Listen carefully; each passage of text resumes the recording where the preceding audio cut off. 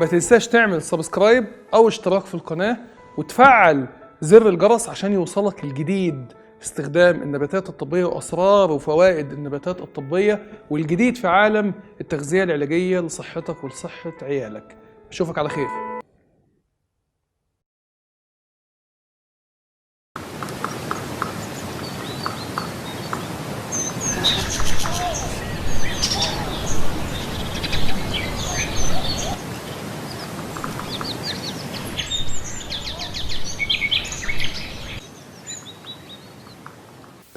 في 16 مايو 2019 في الصين برضو ان البامية علاج فعال للسكر. ده اللي انا قلته في المقدمة، ان هي ملكة علاج السكر وهي فعالة جدا في تخفيض السكر في الدم وتخفيض السكر التراكمي. انقع البامية كل يوم في مية وقوم الصبح اشربها، اول حاجة تشربها بانتظام، حتى لو انت ماشي على دواء سكر مفيش مشكلة لغاية اما السكر يندعق ويروح في 60 دقيقة تاخده. وظبط امورك واعرف انت عندك سكر ليه، ولان السكر مرض ممكن يتعالج.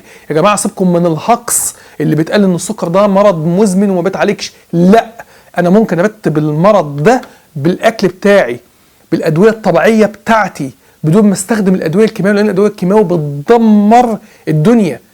ما عدا طبعا السكر النوع الاول ده لازم يبقى تحت الاشراف الطبي جدا، لان في هنا ترتيب تاني، لان اصلا هنا البنكرياس ما عادش بيطلع انسولين اصلا. فتخلي بالنا واحنا بنتكلم، قلنا لكل قاعده ايه شواذ.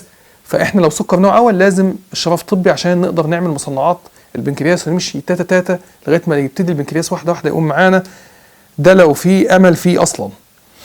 الدراسه رقم 5 في 7 نوفمبر 2016 في الصين، ان زيت بذر الكتان بيعالج مقاومه الانسولين. عاوز احفظكم حاجه كده ظريفه. احنا عندنا المواد اللي بتدوب في الميه بتحب الميه، والمواد اللي بتدوب في الدهون تمام كده بتحب الدهون، والدهون بتحب الدهون. انا بيبقى عندي حاجه زي دهون الكبد، مش هتعرف اللي انت تخلص منها الا لو انت ظبطت الاكل بتاعك يكون فيه دهون صحيه. طبعا في دهون بتزود دهون الكبد زي الدهون المهدرجه، زي الزيوت اللي هي فيها نسبة عالية من الأوميجا 6 زي ما قلت في أول الحلقة.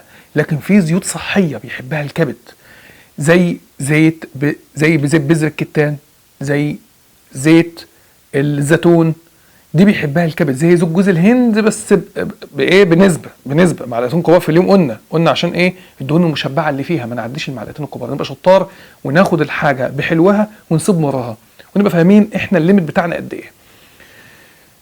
دهون الكبد من الاسباب الرئيسيه لمشاكل مقاومه الانسولين اللي هي مرتبطه ب 85 مرض، من ضمنها مشاكل العين ومشاكل العظم، كتير جدا، امراض كتيره جدا بتعملها مقاومه الانسولين. 85 مرض بيعملها مقاومه الانسولين. زيت بذر الكتان قادر اللي هو يمسح لك دهون الكبد، فبالتالي يساعد في علاج ايه؟ في علاج مقاومه الانسولين.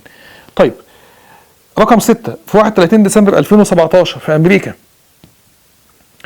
طيب كاتبين ايه بقى في الدراسه دي بتوع الامريكان؟ كاتبين دراسه قويه جدا بتقول ان زيت بذر الكتان لا غنى عنه لمريض السكر. لا يمكن يكون عندي سكر الا ولازم باخد زيت بذر الكتان يوميا. ليه؟ شوف يا سيدي، الدراسه بتقول لك انه بيمنع التهاب الاعصاب الطرف السكري، ده رقم 1، ودي من اكبر المشاكل اللي بتقابل مريض السكر. اعصابه ما بيحسش بيها، رجليه بتورم اصلا ومش حاسس بيها، ونار جهنم وخدلان وتنميل ومش عارف يمشي وماشي على سفنج.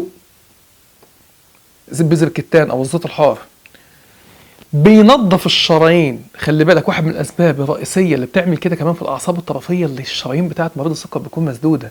ليه؟ عشان مقاومه الانسولين، ما هو بيقلل الانسولين. فكلام منطقي جدا جدا. الدراسه دي كلها قالت كلام منطقي احنا عارفينه، لان احنا قلنا في الحلقات اللي قبل كده ان عندنا حاجه اسمها معامل الانسولين او الانسولين اندكس. الزيوت بتقلله مش بترفعه، زي مثلا السكر وغيره. بيعالج تصلب الشرايين اللي بيكون مصاحب للشرايين بتاعه الايه؟ الشرايين بتاعه القلب. كمان بيعالج مشاكل العين. ما هو اللي بيبقى عنده سكر يا جماعه التغذيه بتاعه العين بتحصل فيها مشكله، هو بيحصل مشاكل في الشبكيه بتاعه العين، بيحصل له مشكله في عينه، وبتلاقي عيني مريض السكر ده بيروح ل 500 تخصص. هو كان عنده في الاساس سكر، تلاقي راح لطبيب امراض ذكوره وطبيب عيون وطبيب اوعيه دمويه وطبيب اعصاب مع طبيب البطنه اللي هو اصلا بيتابع معاه عشان خاطر مشاكل السكر، لان السكر هو ابو الامراض كلها، او بمعنى صح لو نقول كلام صح في العلم، مقاومه الانسولين هي ام الامراض كلها. في 31 مارس 2015 في اسبانيا ان الشوكولاته بتمنع الضرر بتاع السكر على الكبد. سبحان الله، يعني دايما الشوكولاته بتحط عليها سكر عشان تخلي طعمها كويس، هي اصلا بتمنع الضرر بتاع السكر على الكبد، بتمنع ان السكر يعمل مشاكل زي الفركتوز اللي موجود في السكر، او الجلوكوز يتراكم هو الفركتوز يعمل له دهون ايه، دهون على الكبد. الشوكولاته بتمنع ذلك تماما. فانت لو عندك دهون على الكبد يبقى انت لازم تاكل شوكولاته، لازم تقول لهم يعني انا موصوف لي الشوكولاته كعلاج يعني مع زيت طبعا الزيوت اللي هي الصحيه زي زيت بذر الكتان زي ما شرحنا في الحلقه بتاع بذر الكتان، مع زيت الزيتون، وقلنا الكلام ده في حلقه زيت الزيتون. كل دي اغذيه صحيه تساعدك على التخلص من دهون الكبد ومنشور عنها دراسات. في 6 نوفمبر 2016 في انجلترا ان شرب الميه بانتظام قادر اللي هو يخفض السكر التراكمي.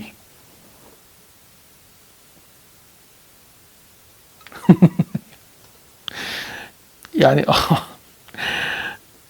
يعني المريض بتاع السكر ده يعني ارد اقول ايه؟ يعني العلاج اشرب ميه، اشرب ميه اشرب ميه، حتى عشان انت من ضمن الحاجات اللي رخمه اللي بيعملها السكر اللي هو بيورم رجلك. دي نصايح بسيطه يا جماعه، كل الناس لازم تعرفها، بالله عليكم كل الناس لازم تعرف الموضوع ده. على قد ما تقدر وصل المعلومه، خليك رسول اللي انت توصل المعلومه الجيده للمرضى دول.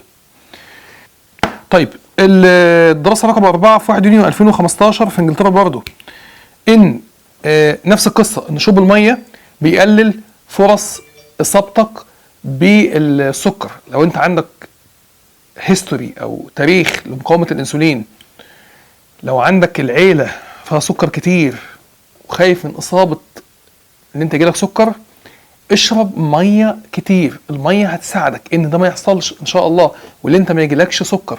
اشرب ميه، الميه مهمه. اشرب ميه حتى لو انت مش عطشان. 1 سبتمبر 2007 الدراسه رقم 7 في المانيا ان البيكربونات الصوديوم قادره على علاج السكر النوع الاول. لو انت عندك طفل صغير عنده سكر نوع اول ممكن تحافظ على صحه البنكرياس شويه، قلنا بيوقف التهاب البنكرياس في اول الحلقه في المقدمه. اللي انت تديله الملح بتاع الصوديوم بايكربونات هيساعده جدا. رقم 3 في 30 سبتمبر 2019 في ايران الزبادي الدواء رقم 1 لعلاج مريض السكر. انا طبعا هنا بنصحك بالزبادي اليوناني، طبعا ده رقم 1. رقم 2 بنصحك ان انت تاكل الزبادي اليوناني وتعمل حميه الكيتو اذا كان عندك سكر. طبعا احنا بنتكلم على السكر اللي هو النوع الثاني الغير معتمد يا جماعه على الانسولين، اللي هو مريض السكر اللي بياخد القرص. رقم 3 في نوفمبر 2004 في ايطاليا ان الترمس فعال في علاج السكر. لو انت نقعت الترمس وكلته بانتظام فعال جدا في علاج السكر. وانا عاوزك ان انت تاكل معلقتين ترمس كل يوم، ده اساس ثبت النبات ده في اكلك. لو انا مش ماشي على حمية الكيتو باخد معلقتين كبار من الترمس يوميا، لازم ده اصلا طعمه جميل يعتبر من التسالي يعني. الدراسة رقم 2 كانت في 31 ديسمبر 2010 اتنشرت في ايران، بتتكلم ان التمر فعال جدا في علاج التهاب الاعصاب اللي بيصاحب مريض السكر. بص، مريض السكر من اكتر الحاجات المزعجة جدا ليه التهاب الاعصاب الطرفي السكري. رجله بتنمل ما بيكونش حاسس بيها، حرقان، شد عضلي بيكون مصاحب، بتلاقي رجله ورمه ومحمره. وجدوا في الدراسات في ايران ان لو انت واظبت على اكل التمر لو انت مريض سكر بيقيك من التهاب الاعصاب الطرفي السكري. وانا عاوز اقول لك على حاجه عشان بس الناس ما تفهمش غلط، لان طبعا يعني اول ما بتقال حاجه زي كده والتمر والسكر طبعا في سكريات عاليه. انا لسه قايل لك من شويه ان الدراسات كانت بتتكلم عن ايه؟ عن 6 تمرات في اليوم.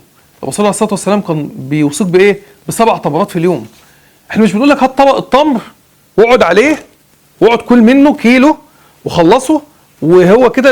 اصل الدراسات بتقول كده، مفيش الكلام ده. احنا بنقول لك خد القدر اليسير البسيط ده يوميا، لان القدر اليسير ده او العدد البسيط ده من التمرات هيكون قادر باذن الله تعالى اللي هو يشفيك من الامراض بدون ما يضرك. فما تقلبش الشيء النافع لضرر، ما تقلبش الشيء النافع اللي هو التمر لضرر. عشان ما يتقلبش لضرر التزم بكميه معينه من التمر زي ما الرسول عليه الصلاه والسلام امرنا، وكمان زي ما الدراسات بتقول، والتزم ان انت بعد ما بتاكل التمر تغسل سنانك بانتظام. طيب الدراسه رقم 5 في 30 نوفمبر 2017 دراسه اتعملت في باكستان ان التين فعال جدا في علاج الضغط والسكر. طبعا انا وجهه نظري ان من الاسباب بتاعه الموضوع طبعا هو بيظبط الضغط والسكر، فبيظبط مقاومه الانسولين. وجهه نظري ان واحد من الاسباب الرئيسيه في كده، ومش بس وجود المواد الفعاله طبعا في التين الكويسه، كمان عشان وجود المعادن والاملاح المعدنيه في التين بكميه كبيره.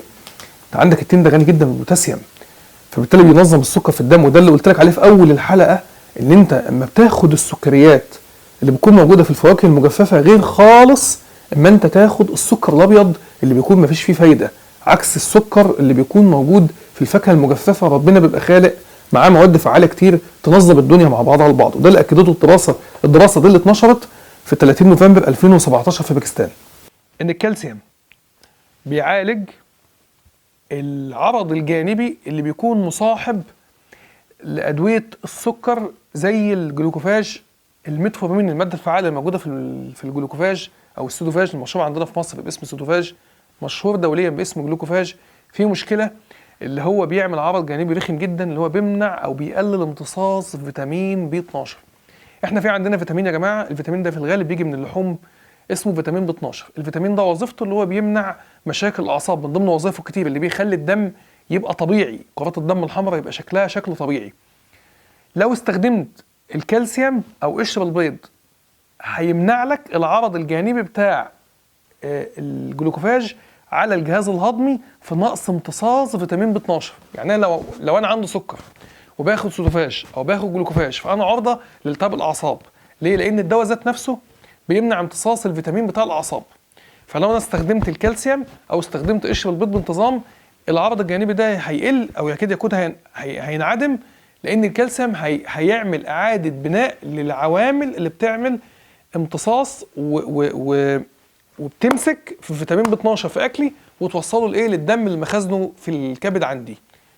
فانا انصحك لو انت عندك تنميل حرقان تاني ولو انت عندك معاهم سكر وبتاخد دواء السكر المشهور السودوفاج او الجلوكوفاج، عليك وعلى قشر البيض، هيساعدك جدا في علاج المشاكل دي.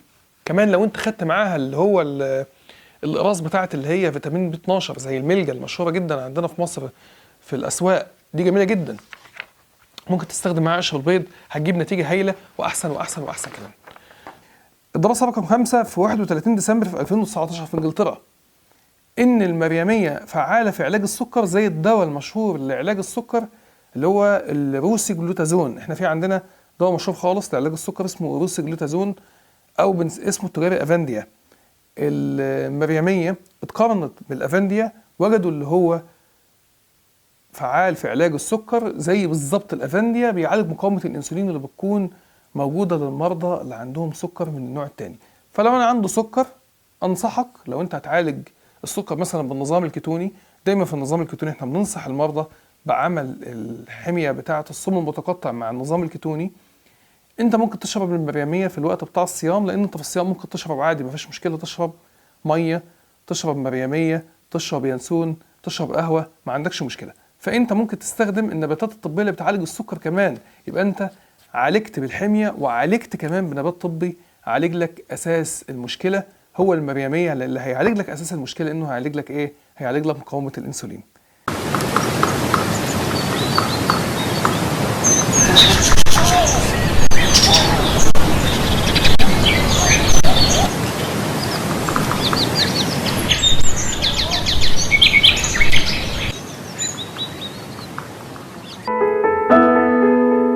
ما تنساش تعمل سبسكرايب او اشتراك في القناة وتفعل زر الجرس عشان يوصلك الجديد في استخدام النباتات الطبية واسرار وفوائد النباتات الطبية والجديد في عالم التغذية العلاجية لصحتك ولصحة عيالك.